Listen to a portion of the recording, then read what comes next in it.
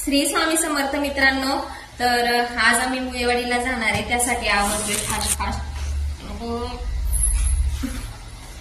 आता घरातले काम आवरायचे राहिलेत आणि ते आवरून पटापट आम्ही मुळेवाडीला जाण्यासाठी निघणार आहे।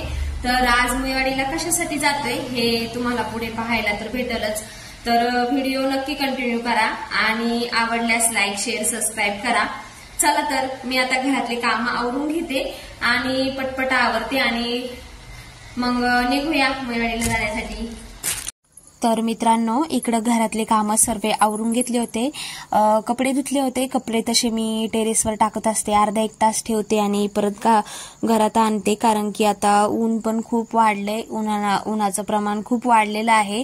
त्यामुळे मी मुळेवाडीला जायचंय म्हणून तर गॅलरीमध्ये कपडे वाळायला टाकले होते आणि गॅलरीतल्या झाडांना पण पाणी टाकलं होतं, कारण की थोडेसेच झाडं आहेत, पण 2-3 दिवस जर पाणी नाही टाकलं गेलं त्याला तर ते पूर्णपणे सुकून जातात। त्याचं कारण एकच की ऊन खूप आहे। त्याच्यानंतर असं देवपूजा करून घेतली। घरातले बाकीचे कामं तर सगळे आवरलेच होते जवळजवळ, पण देवपूजा ही महत्त्वाचीच, रोज करावाच लागती, त्यासोबतच माझी नित्यसेवा पण होऊन जाती।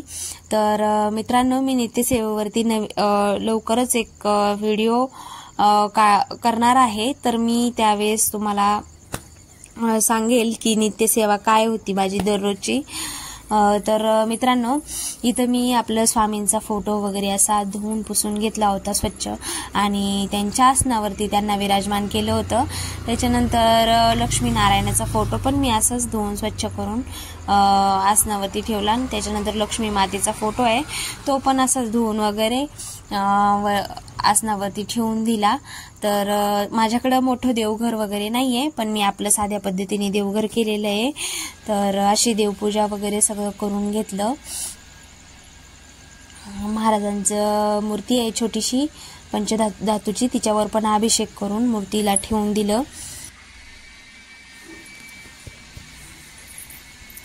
त्याच्यानंतर माझ्या घरातले सगळे कामं आवरले होते, किचन वगैरे आवरून घेतलं, बाकीच्या रूम पण साफ करून घेतल्या, कारण 2-3 दिवस मुळेवाडीला गेले की घरात नुसता धुरा होतो। त्याच्यानंतर निघालो फायनली आम्ही मुळेवाडीला जाण्यासाठी। तर मी इथे असे 10 किलो बटाटे खरेदी केले होते उन्हाळी कामासाठी। खरं होय, मी उन्हाळी कामासाठीच गावाकडे चाललेली आहे आणि अजून पण बरीचशी कामं आहेत। तर साहेब आमच्या इथं गाडी पुसून घेत होते आणि हे सामान पण त्यांनीच ठेवलं।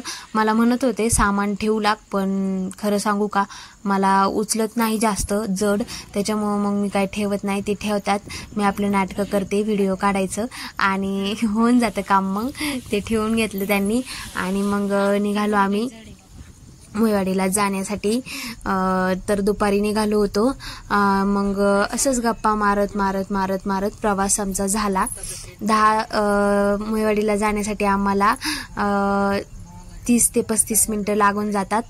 असंच मग व्हिडिओ वगैरे काढून गप्पा वगैरे मारून फायनली आम्ही मुळेवाडीला गेलो। मुळेवाडीला गेल्याच्या नंतर आम्ही गेलो होतो बाजारासाठी, मिरजगावच्या बाजारला।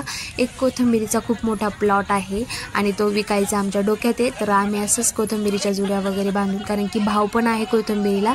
तर इथं आमची मम्मी बसल्या होत्या आणि घरी आलो तर बघा आमच्या ह्या साहेबांचे असे कामं चालू आहेत। पूर्ण 4-5 मांजरी झालेल्या आहेत आणि दुपारचं मस्त खाऊन पिऊन सगळ्यांचा आराम चालू असतो। त्याच्यानंतर आमच्याकडे 2 कुत्रे पण आहेत मोठे, त्यांचा पण असाच आराम चालू असतो दुपारचा। भारी बाबा ह्यांना काय काम नाही काय नाही, आपल्या पाठीमागं तर सारखं काम चालू असतं। पण खरंच अशी लाईफ पाहिजे, एकदम मस्त, एकदम सगळ्या मांजरी झोपलेल्या होत्या। नंतर असं सासूबाईंसोबत गप्पा मारत आणि त्यांचे छानसे गाणं ऐकत दिवसाची समाप्ती झाली। ऐका तर मग पुढे गाणं।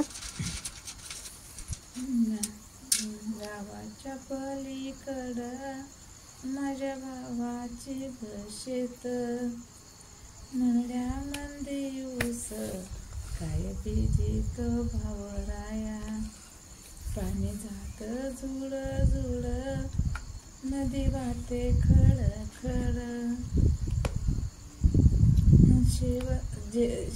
जाई शेवंतीच्या फुला, काय लाजतो माझ्या माया, किती सुवास रे चाफा, काय बघतो ढोकुनी, माझ्या भावाचं रक्षण कर आई तर मित्रांनो, व्हिडिओ कसा वाटला ते मला नक्की कळवा. चॅनलला सबस्क्राईब करायला विसरू नका.